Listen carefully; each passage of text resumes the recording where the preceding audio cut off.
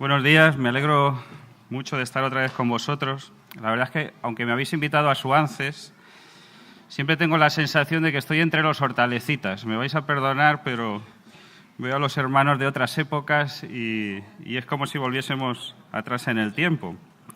Bueno, traigo los recuerdos de los hermanos en Alcorcón y, como se ha dicho, voy a llevar los vuestros también, si me lo permitís. Y también deciros que siento que mis hijos no pueden acompañarnos hoy, pero están muy ocupados, parece ser. Están casi más ocupados que los padres. Bueno, pues vamos a leer el texto que los hermanos me encomendaron preparar en esta mañana. Estáis estudiando la Epístola a los Gálatas y hoy vamos a leer en el capítulo 3 de la Epístola a los Gálatas. A partir del versículo 19 me han dicho que tenéis unos 40 minutos, así que voy a intentar ceñirme al tiempo. Gálatas 3, capítulo 19, y Marcos me va a ayudar con el Power, ahí lo tenemos, así que iré llamando a Marcos repetidamente.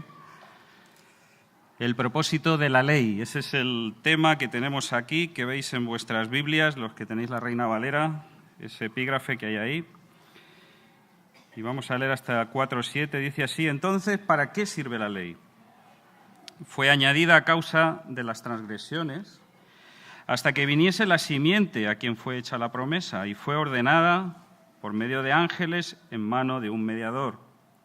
Y el mediador no lo es de uno solo, pero Dios es uno.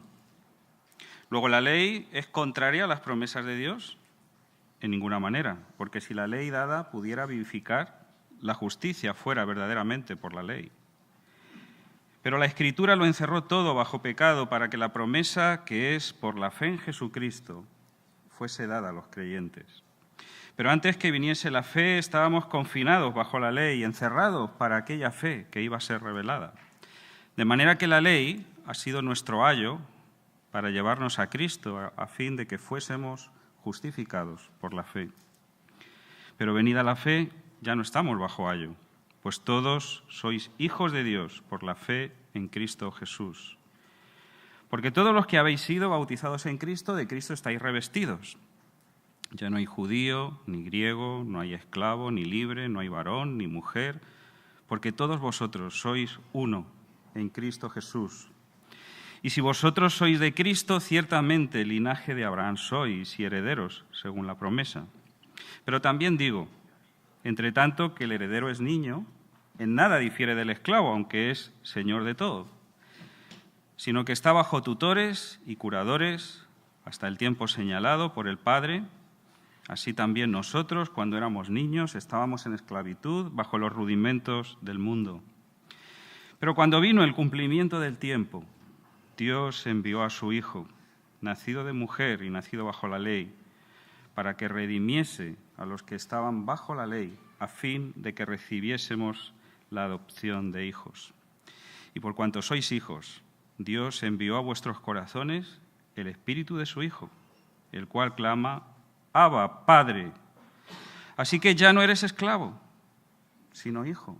Y si hijo, también heredero de Dios por medio de Cristo.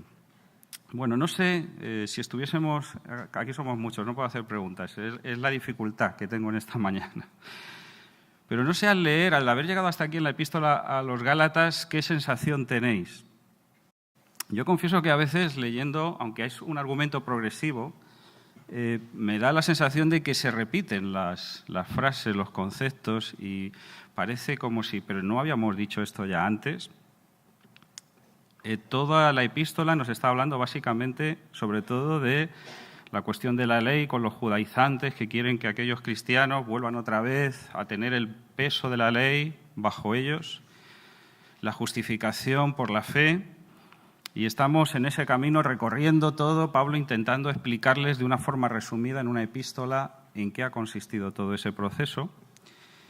Y llegamos a este punto, a volver a entender cuál fue el por qué Dios quiso darnos la ley, dar la ley al hombre, qué propósito había en eso. Y hoy nos va a parecer incluso un poco contradictorio, no llegamos a entenderlo. Y Pablo mismo empieza a decir, bueno, ¿realmente lo habéis entendido?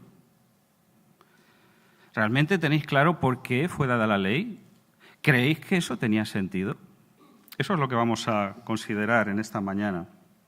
Porque los creyentes se estarán preguntando, bueno, y a fin de cuentas, si somos salvos por gracia, si Dios desde el principio, desde la eternidad, tenía previsto un plan en el cual finalmente Cristo iba a llegar, la simiente, la descendencia, y teníamos que ser salvos por la fe, ¿por qué hace esa interrupción en la historia y de pronto nos entrega una ley que a fin de cuentas Pablo está diciendo no justifica? Si no justifica, ¿qué utilidad tiene la ley? Marcos, ¿para qué sirve? ¿Para qué sirve? Y tengo la sensación de que nosotros mismos en este lado del tiempo, en esta época, si nos hablan ahora de la ley, diremos, uy, eso Antiguo Testamento, Antigüedad, Sinaí, Israel, no tiene nada que ver con nosotros. Nosotros somos salvos por pura gracia, como hemos cantado, cantamos, requete cantamos. La ley por medio de Moisés fue dada, pero la gracia y la verdad vinieron por medio de Jesucristo. No sé qué tiene que ver la ley conmigo. Marcos. Pablo da 3 argumentos, en primer lugar, para que entendamos por qué ha llegado la ley a nosotros, al hombre. En primer lugar, dice, por causa de las transgresiones, y en una versión, en la Biblia del Peregrino, dice, para delatar las transgresiones, en primer lugar. Es como si la ley empujara a que salieran transgresiones por todas partes. Os pongo un ejemplo sencillo. Yo voy a poneros hoy muchos ejemplos en el tiempo ahí. Cuando hay sequía y están en Galicia, yo recuerdo en Galicia, de pronto empieza a bajar el nivel de ríos, de todo, pantanos, etcétera. Y cuando el agua empieza a bajar, la tierra empieza a absorber todo el agua, ¿qué ocurre? Que de pronto aparecen pueblos enteros. Algunos prehistóricos de una antigüedad impresionante y empiezan a emerger y dicen, no es posible que esto estuviese ahí. ¿Cómo no se hizo algo para preservar esto? Y aparecen allí rocas y piedras, una arqueología, los arqueólogos van allí para visitar el pueblo, hay pueblos, algunos antiguos, preciosos, y empieza todo el mundo a visitarlos porque ahora pueden hacerlo. Y se descubre algo que estaba allí, pero nadie lo veía. Con la ley pasa esto. La ley lo único que hace es sacar a relucir que en nosotros había pecado, había transgresión. Y nosotros no éramos conscientes de que estaba ahí, pero estaba. Y Dios en un momento de la historia, en su pedagogía, nos dijo, ¿no sabéis que tenéis dentro la transgresión? Andáis haciendo cosas y cosas y cosas, cometéis pecados y ni siquiera sois conscientes de ello, pero estáis ofendiendo mi santidad. Desde Adán, el pecado se ha manifestado de múltiples formas, pero nadie le había puesto nombre. Nadie había dicho, eso, concretamente, eso es pecado. Y de pronto Dios da la ley en Sinaí y les dice, mira, resumidamente, con esto vais a identificar rápidamente multitud de pecados. Con estas 10 cosas, dentro de estas 10 cosas, va a ser como un armario donde cuando abráis los cajones, dentro de cada cajón, de cada mandamiento, van a aparecer multitud de cosas relacionadas con cada uno de ellos que va a delatar que hay cosas que estáis haciendo mal. Son las transgresiones. ¿Marcos?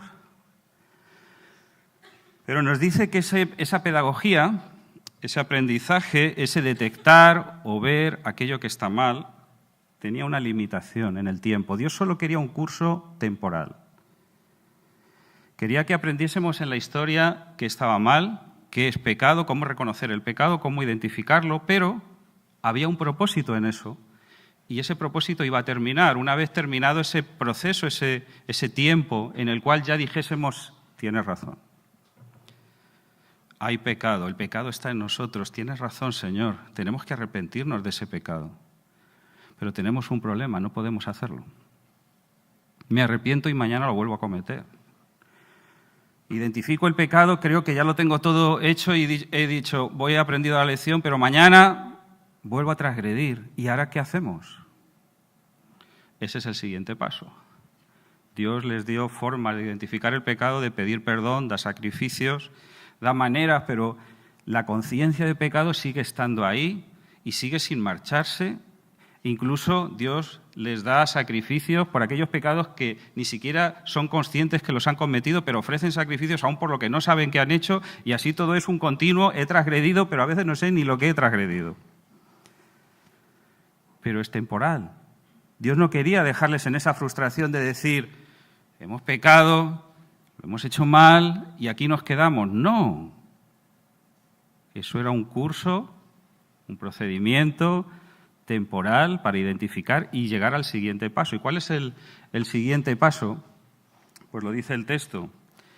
Hasta que viniese la simiente a quien fue hecha la promesa. Y esto entronca con lo que habéis visto en clases anteriores, la promesa dada a Abraham.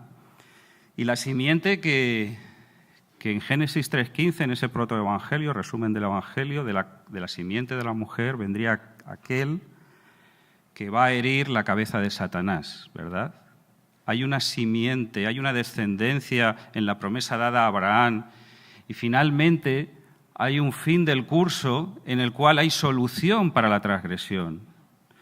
Todo eso que es temporal va a tener una solución definitiva por medio de alguien, por medio de Cristo, que va a traer por fin la paz con Dios. Y se nos dice, en tercer lugar, lo que ya nos ha traído Marcos, que la ley llegó a nosotros, se nos reveló la transgresión, se nos dio la promesa de una solución, pero viene a nosotros por medio de mediadores. Y dice, fue ordenada por medio de ángeles en mano de un mediador, y el mediador no lo es de uno solo, pero Dios es uno. Bueno, aquí si estuviéramos en clase nuevamente habría otra parada. El versículo 20 que veis ahí, tan cortito, el mediador no lo es de uno solo, pero Dios es uno. Hace unos años, hace unas décadas, tenía, esto es literal, no hay un autor, Lightfoot, que citaba 250 interpretaciones de este versículo. Ahora ya hay más de 300. Sí, ya veo las caras. Cuando acabo de decir esto y todo el mundo dice, ¿y cómo? No parece tener mayor complicación. Pero cuando os empiezo a preguntar, si os empezara a preguntar ahora a cada uno cómo lo interpretáis, saldrían infinidad de interpretaciones porque la cosa no es tan sencilla. En primer lugar, ¿a son de qué se nos habla de ángeles en relación a la ley? ¿A son de qué se nos dice que Dios es uno? Ya lo sabemos. ¿Qué tienen que ver los mediadores con el plan de Dios cuando Dios no necesita mediadores? Y además, pues es que sabemos tan poco de los ángeles y no tienen nada que ver con la historia de la redención. Ellos no necesitan ser redimidos. ¿Por qué Dios los introduce al dar la ley? Bueno, es interesante, no tengo tiempo para entrar mucho en esto, pero Dios es uno, dice Pablo. Si Dios es uno, en esta forma de explicar este desarrollo de la ley, Dios, en realidad, quien es uno, no necesita representante porque Él es uno. Estamos hablando de un proceso en el cual un pueblo, el pueblo de Israel, va a recibir la ley. En cierto modo, Abraham ha recibido un pacto de pura gracia y ahora el pueblo tiene que obedecer los mandamientos de la ley. Y al recibir esto, va a recibir algo en lo cual tienen que ponerse de acuerdo con aquel que le ha dado la ley para decir, sí, yo estoy dispuesto, yo firmo aquí. Pero parece la cosa descompensada. Un pueblo, una multitud, una descendencia que se dice a Abraham que será como la arena del mar, que no se puede contar, y de otra parte, uno solo. Bueno, hay muchos textos en la Biblia. Esteban cita cómo la ley viene por medio de ángeles, Hebreos nos habla de que la ley ha venido por medio de ángeles, tenemos algún salmo. Pero hay un texto que está en Deuteronomio 33:2, lo voy a leer, que dice así.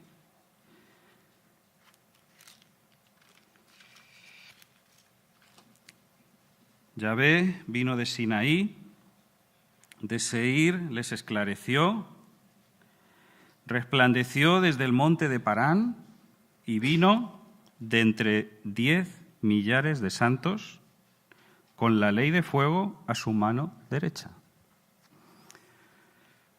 El texto nos está diciendo que cuando la ley llega de parte de Dios, Dios no quiere darla solo. Dios se presenta con millares de ángeles. Y es interesante porque esto enlaza con algo que ocurrió en la antigüedad. En Génesis 6 aparecen los ángeles, los hijos de Dios. La Septuaginta nos habla de ángeles caídos que se llegan a las hijas de los hombres. El pecado se extiende por todas partes. Eso es otro tema. Y viene el diluvio. A causa de la transgresión, de la desobediencia del hombre, Dios juzga al hombre. Y allí intervienen los ángeles. Es un texto complicado, pero está ahí la escena. Y después, cuando Cristo muere en la cruz, se nos dice en Judas, en Pedro, que Cristo acude a aquellas prisiones donde están aquellos que en los tiempos de Noé desobedecieron. Bueno, pero ahora llegamos aquí y se nos muestra la oportunidad de detectar aquello que desde aquellos ángeles fue declarado como una transgresión. Y son ángeles, en este caso no caídos, que vienen con el ángel del Señor, esto ya es una interpretación mía, con el ángel del Señor al frente de ellos para traer la ley y decir, esto es pecado. Pero hay solución. Y de una parte hay un representante de parte de los ángeles y de parte del pueblo llega Moisés como representante y firman un convenio. Un convenio que pronto queda roto porque el pueblo incumple el convenio. Pero ¿qué ocurre? La promesa de la simiente está por debajo de ese convenio y aunque el convenio se rompa, esa promesa hace que el pacto se mantenga porque finalmente Dios ha dado la solución antes que el convenio se rompa. Esto es las disposiciones adicionales, las cláusulas adicionales de los convenios. ¿Qué ocurre?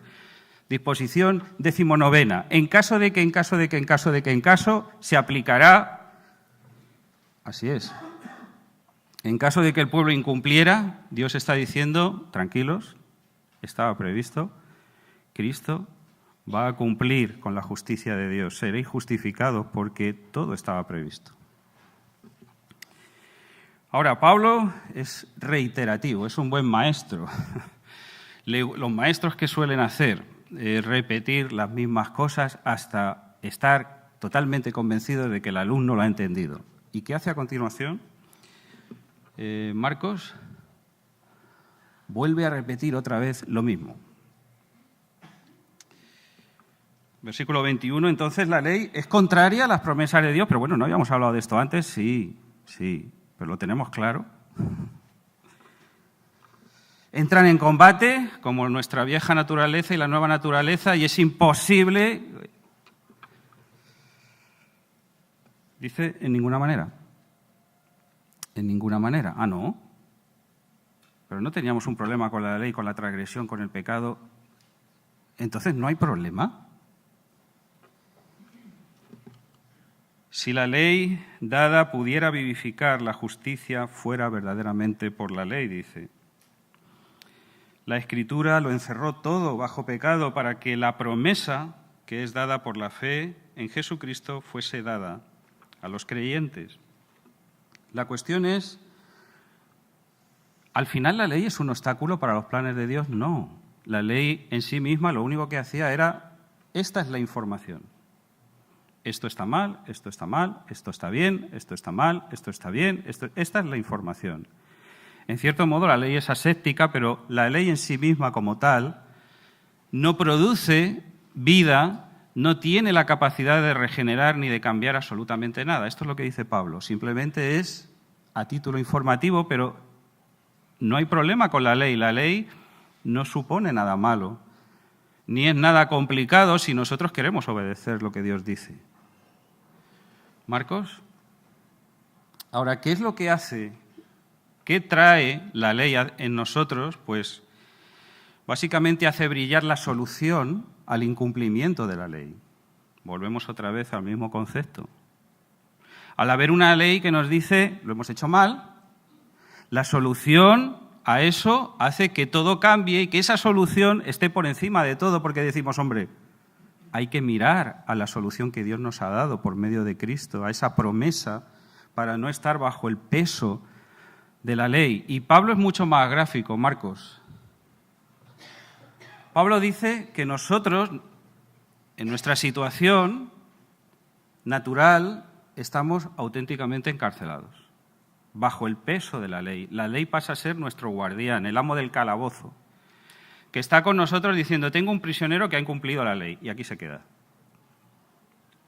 Dice que la Escritura lo encerró todo bajo pecado y luego vuelve a decir, versículo 23, estábamos confinados bajo la ley, confinados, encerrados, guardados por alguien que nos vigilaba y nos decía, son culpables, están encarcelados porque son culpables, tienen que estar ahí porque son culpables. Marcos, voy a poner varios ejemplos. Los conductores, es muy gracioso, lo de las normas de circulación, es un código, tenemos muchos códigos, código penal, civil, etcétera, código de circulación. Los códigos establecen determinados límites de velocidad, ¿verdad? Y entonces llegas a una autovía y te dicen 110. Y si tenemos noticias en los telediarios de que alguien iba a 180, decimos, ¡ay, que caiga toda la ley sobre él! ¡Guau, por él! Porque va a 180. Y que el código dice, madre mía, qué barbaridad, 110. ¿Pero qué ocurre con el que va a 111?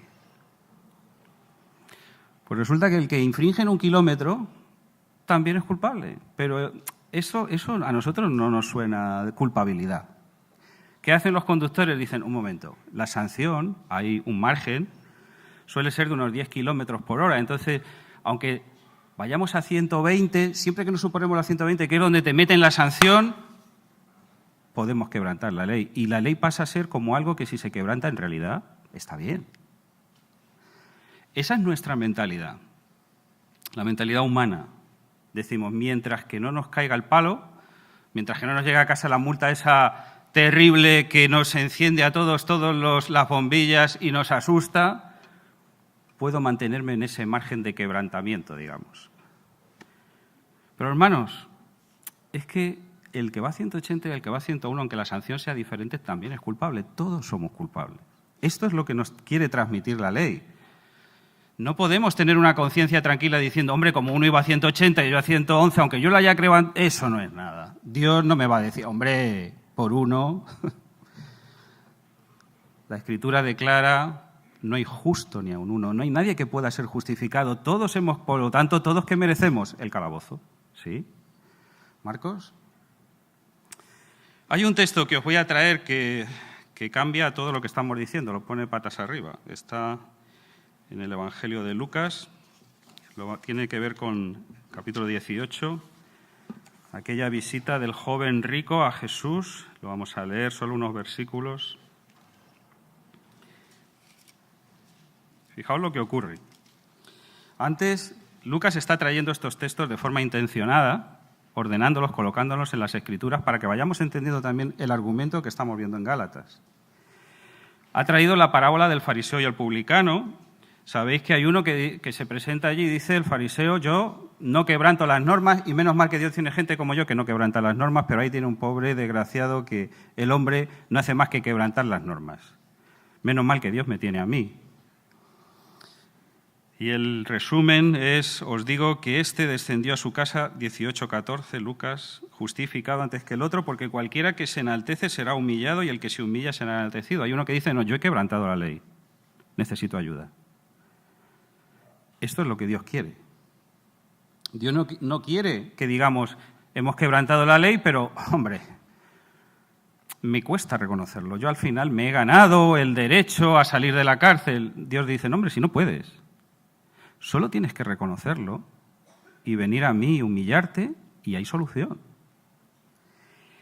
Y tenemos la visita de este versículo 18, de este principal, que le dice a Jesús, fijaos la entrada de este joven. A mí me encanta este joven. Entonces, a lo mejor os puedo explicar un poco por qué. En otro evangelio dice que Jesús le amó. Él dice, maestro bueno.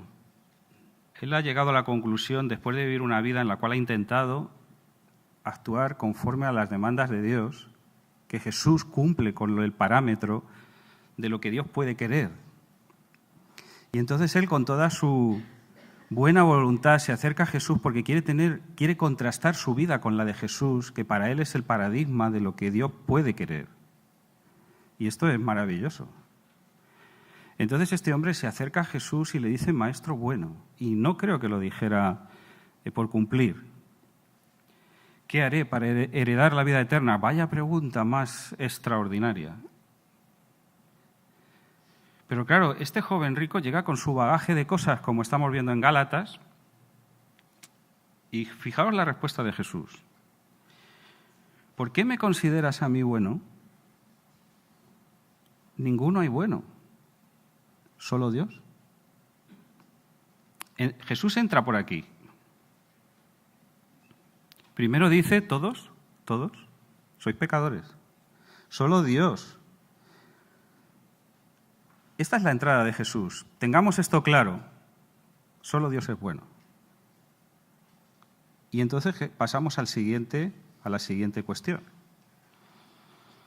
Jesús le dice los mandamientos, ¿sabes? La ley la conoces. No adulterarás, no matarás, no hurtarás, no dirás falso testimonio, honra a tu padre y a tu madre. Y yo creo que casi le interrumpió y le dijo, no, si yo todo eso lo he hecho.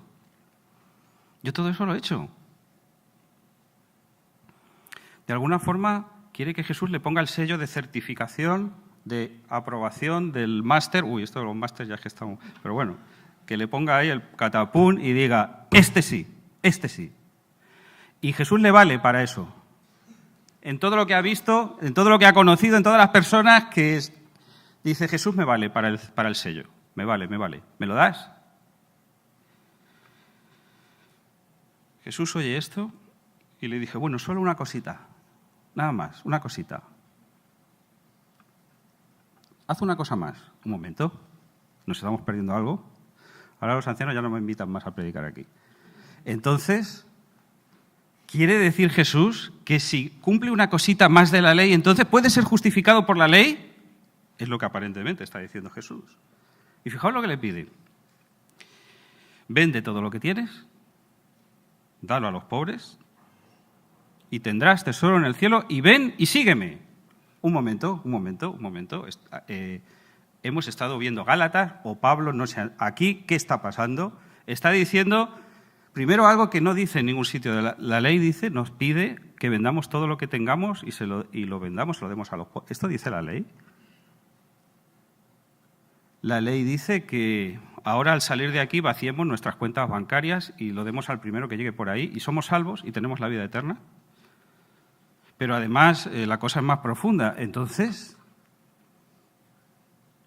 cumpliendo con una vida ejemplar y diciéndole a Dios, me falta algo, cuando Dios nos diga, oye, mira, ¿no has observado que ya está? Interesante, ¿no? Aquí si hubiera clase también pararíamos, ¿eh? Me gusta mucho este joven rico. ¿Por qué? Porque escucha de Jesús una cosa que la ley no le pide, la acepta y no discute a Jesús. Nosotros acostumbramos a ver la palabra del Señor, nos comparamos con otros y a veces discutimos con Dios y decimos, ¿pero por qué a mí si yo soy mejor? Sí lo hacemos.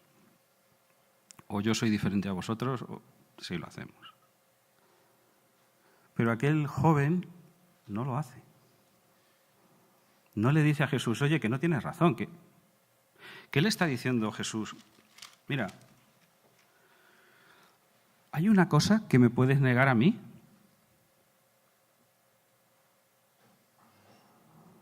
¿De verdad, si te pido lo que Dios quiere de ti, me lo vas a negar?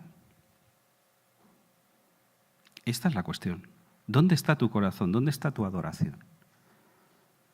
Esta es la clave, y el joven rico lo entiende perfectamente. Dios le está diciendo, fijaos, Jesús le dice una cosita, pero Jesús le podía haber dado 1.000 millones de cositas. Porque todos somos pecadores, le conoce desde su niñez. Y él sigue el argumento del joven rico y dice, vale, vamos por ahí, adelante. ¿Una cosita? Necesita solo una cosita para dar en la diana, pero puede dar 1.000.000 de ellas porque solo Dios es bueno. Y en esa sola cosa le pide aquello que para él está colocando en su corazón, en primer lugar, sus bienes. Y Dios resume la ley en amar a Dios sobre todas las cosas y al prójimo como uno mismo. Y le dice, ¿quieres saber el cumplimiento de la ley? Me amas sobre todas las cosas, deja tus bienes, porque para ti es lo primero. El texto lo tenemos, no lo voy a seguir leyendo, ya se me está acabando el tiempo. No pudo hacerlo. No pudo hacerlo. Pero hermanos, ¿qué nos pediría hoy Dios a nosotros si nos acercásemos diciendo, ¿me pones el examen? Os voy a poner otro ejemplo. Yo coleccionaba de niños cosas, sellos, cosas. Ahora también, ahora libros y otras cosas. Y tenía un amigo que coleccionaba cosas también. Conocía a muchas personas que coleccionaban cosas. Y un día llegó a uno de estos coleccionistas y miro una de sus colecciones y tiene un montón de miniaturas y yo enseguida me gustaban esas miniaturas porque reconocía épocas y tal, y de pronto veo que termina en una época a mi forma de ver. Y digo, ¿qué ha pasado aquí? Más o menos 1900 tal, cual, y llega a los 70 aquí y para. Y la colección se termina aquí, pero este tipo de colección continúa. Y entonces le pregunté, digo, oye, estoy notando, a lo mejor me equivoco, que has llegado, ¿qué ha pasado aquí? ¿Has cortado? Y dice, sí. ¿Por qué? Porque no pude conseguir esa miniatura de ninguna forma y la frustración que me produjo, que me faltaba una, hizo que ya no quisiera seguir coleccionando más eso. ¿Por qué? Porque él tenía la colección perfecta y no aceptaba una imperfección en su colección y dijo, aquí termino con esto. ¿Os imagináis la frustración del joven rico? Él ha renunciado a tantas cosas a lo largo de su vida para conseguir el favor de Dios y cuando espera que Dios le diga vale, Dios le dice una cosa y él sabe en el interior de su corazón que lo que está pidiéndole Dios no lo puede hacer porque Dios no es el centro de su corazón. ¿Y nosotros qué, hermanos? Si Dios se sienta ahora con nosotros y nos dice, ¿te falta algo? ¿Me lo niegas? Igual sudaríamos mucho en esta mañana. Nos costaría, ¿verdad? Pero Dios llega ahí. Dios llega ahí. Su ley llega ahí. Su palabra llega ahí. Y eso entonces cuando decimos o me quedo frustrado o con humildad me pongo delante del Señor y le digo, Señor, perdóname porque tú no eres el centro de mi corazón. No lo eres. Yo estaba viviendo como si lo fueras y no lo eres. Y tienes que ocupar tu lugar en mí. Tienes que perdonarme. ¿Marcos? Bueno, Pablo pone otros ejemplos. Él habla de los ayos, de los tutores, y dice que en otra vez vuelve hacia atrás y vuelve al curso de formación y dice, mientras que tuvimos la ley, teníamos un instructor, un ayo, entre los 6 y 16, algunos dicen 14 años.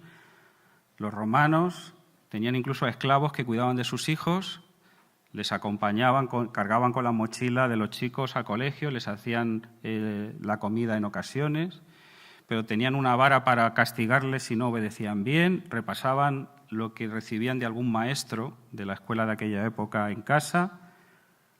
Cuando llegaba los 16 años, en los romanos hasta los 25 había lo que se llama un curador, una curatela, que se habla en estos versículos. Ya voy adelantando porque ya veo que no llego, entonces voy así resumidamente.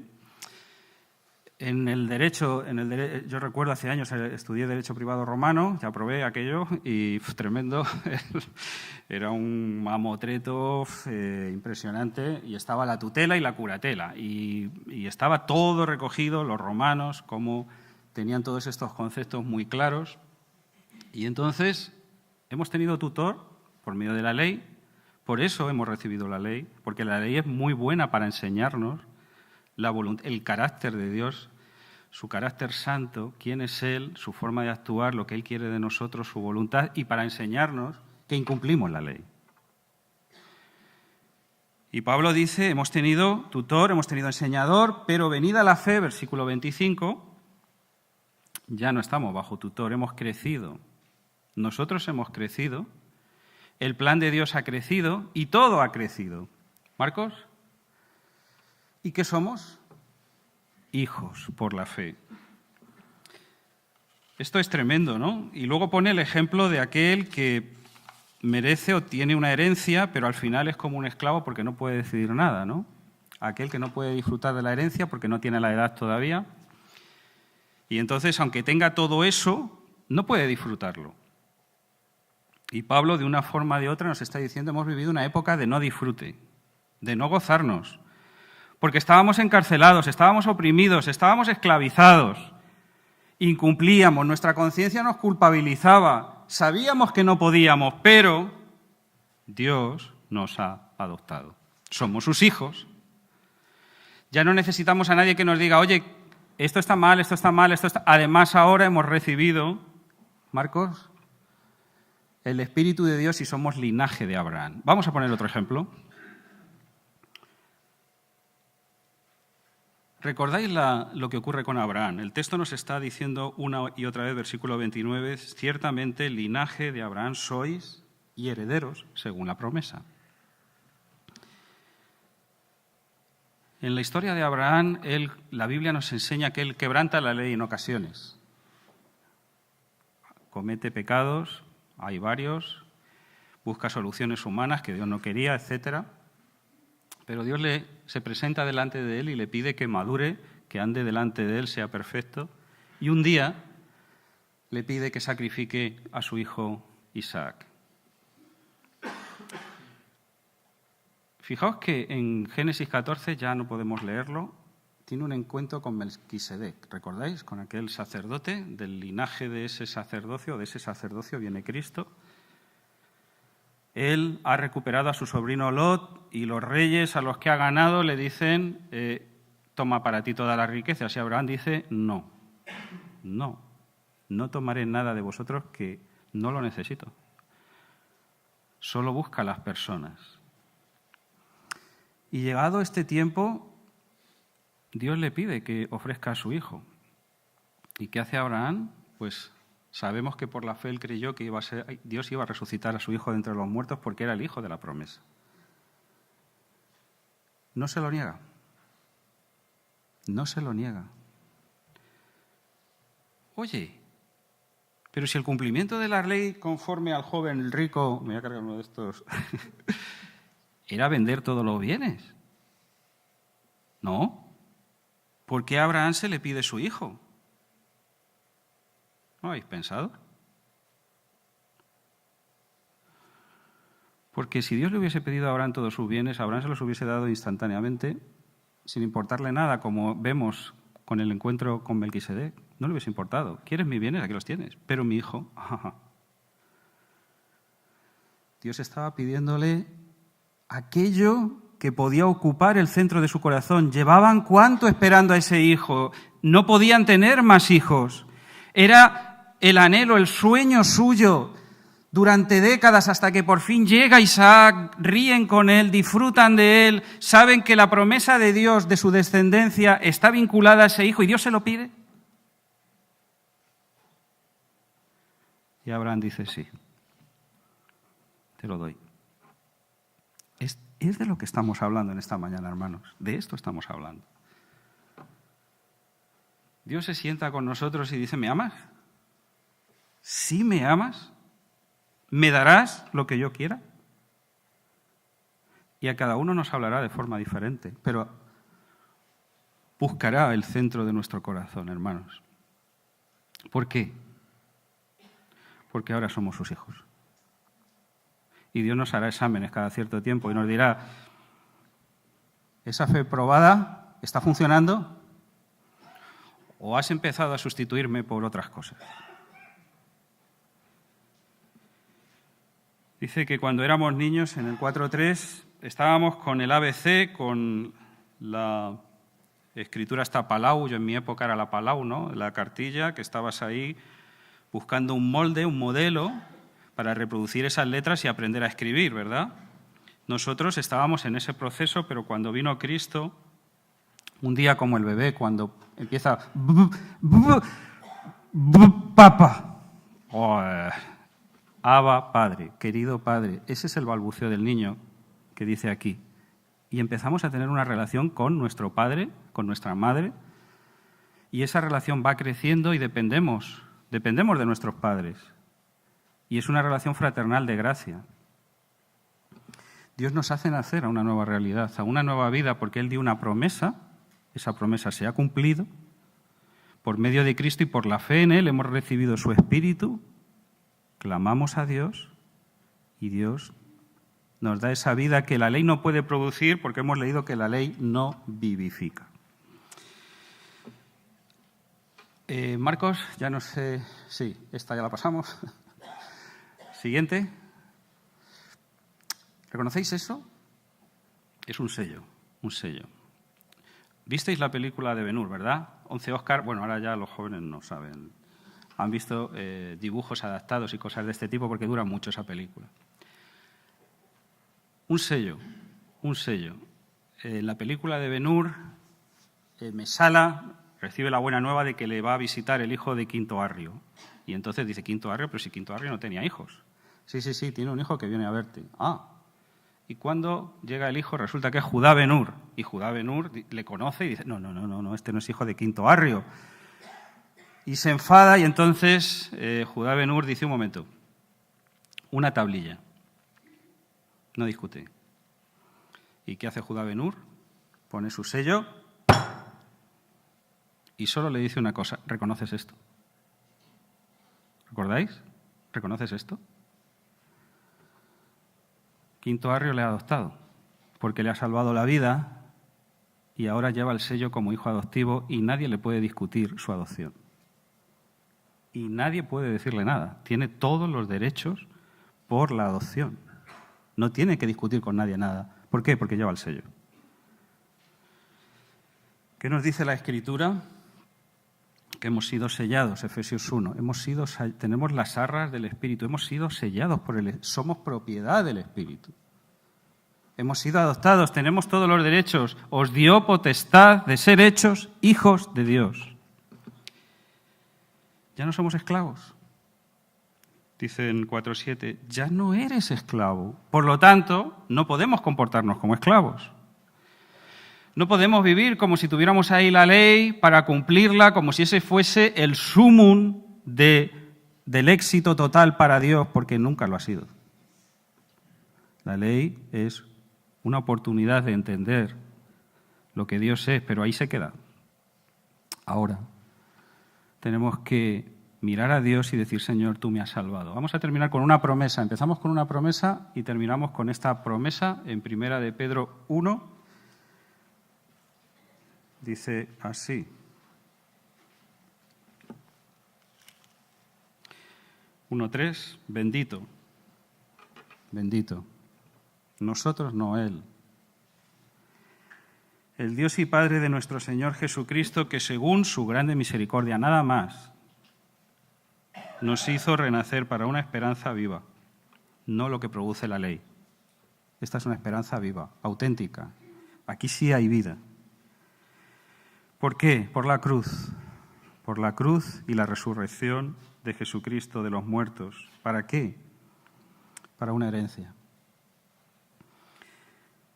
Incorruptible, incontaminada, inmarcesible, guardada. Ya antes nos guardaba la ley, confinados bajo la cárcel, ahora está guardada nuestra herencia en los cielos, dice, para vosotros. Que sois vosotros también, no solo vuestra herencia, vosotros también, guardados, pero no en una cárcel, no en la cárcel de la ley, sois guardados por el poder de Dios mediante la fe para alcanzar la salvación que está preparada para ser manifestada. Ya no hablará de un tiempo parcial, de un curso en la eternidad, en el tiempo postrero. Que el Señor os bendiga.